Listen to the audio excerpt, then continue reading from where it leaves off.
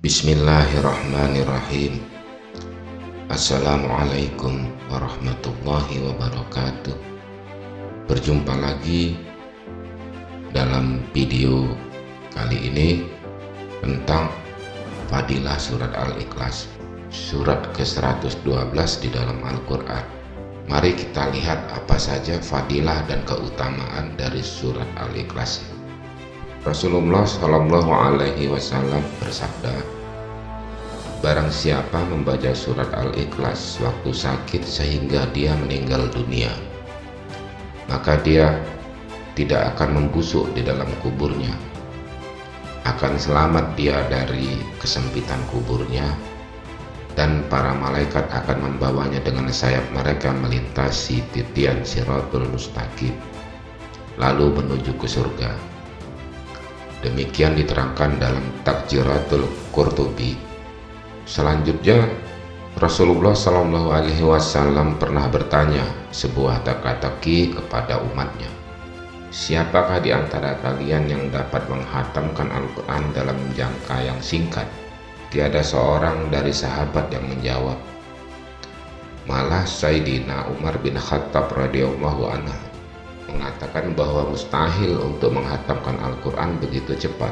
Kemudian Sayyidina Ali bin Abi Thalib mengangkat tangannya mengatakan kesanggupannya.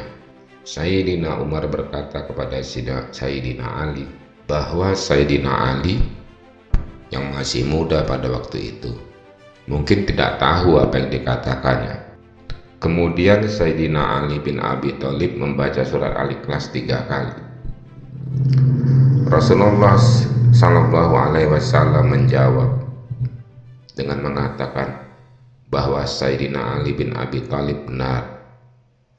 Kemudian menerangkan bahwa membaca surat Al-Ikhlas sekali ganjarannya sama dengan membaca 10 juz kitab Al-Quran atau sepertiga Al-Quran.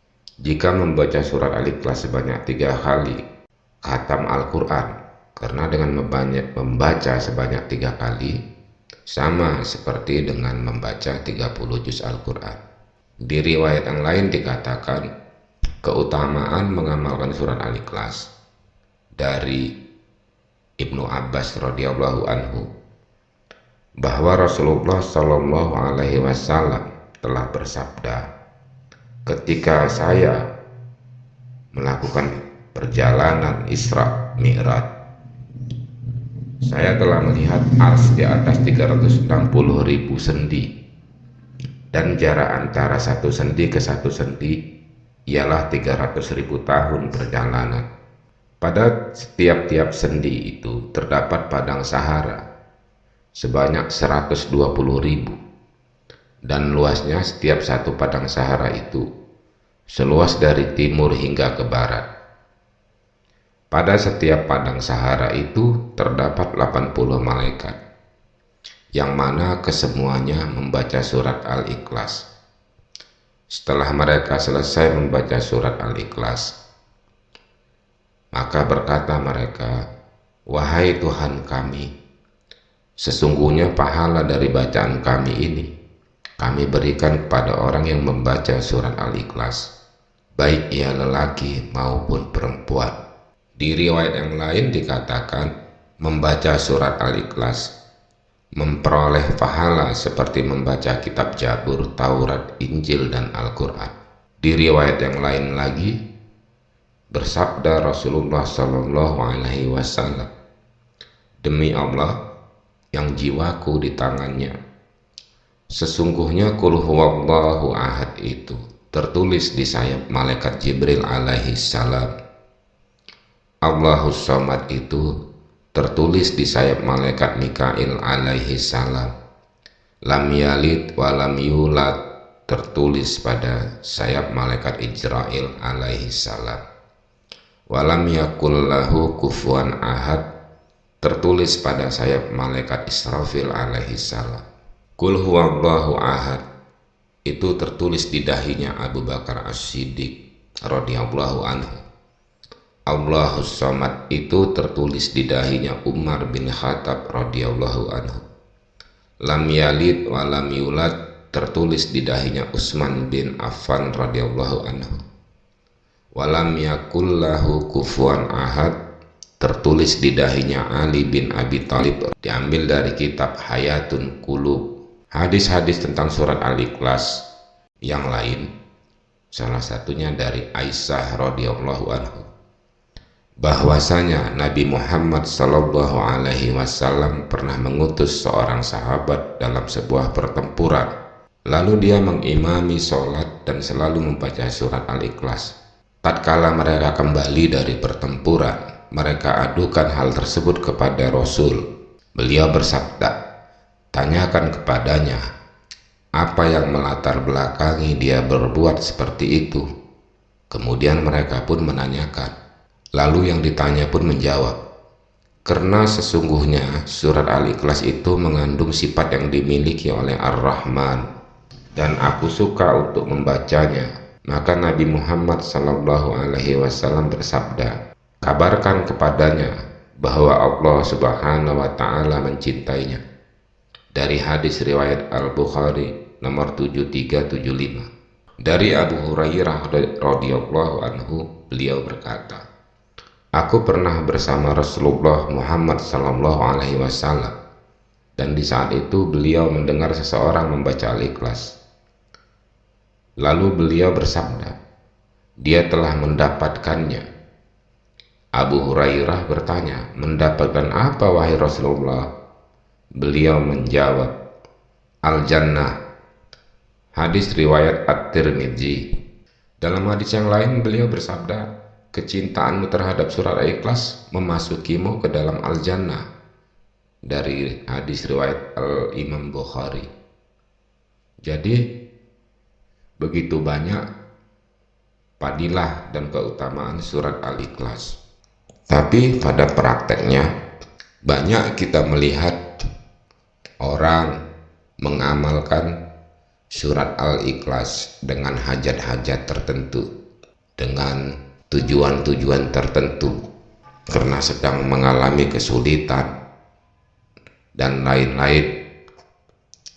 Apakah itu salah? Ya tidak salah, tapi kurang tepat pemakaiannya. Karena surat Al-Ikhlas itu kalau dilihat dari maknanya tentang ketauhidan, dan dalam hadis-hadis yang disebutkan di atas jelas para pengamalnya akan Allah cintai. Orang-orang yang Allah cintai mestilah surga tempatnya.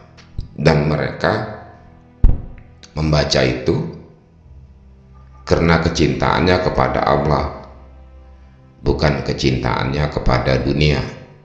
Jadi apabila kita menemukan orang-orang yang mengatasi masalah dengan banyak membaca surat Al-Ikhlas, itu keliru.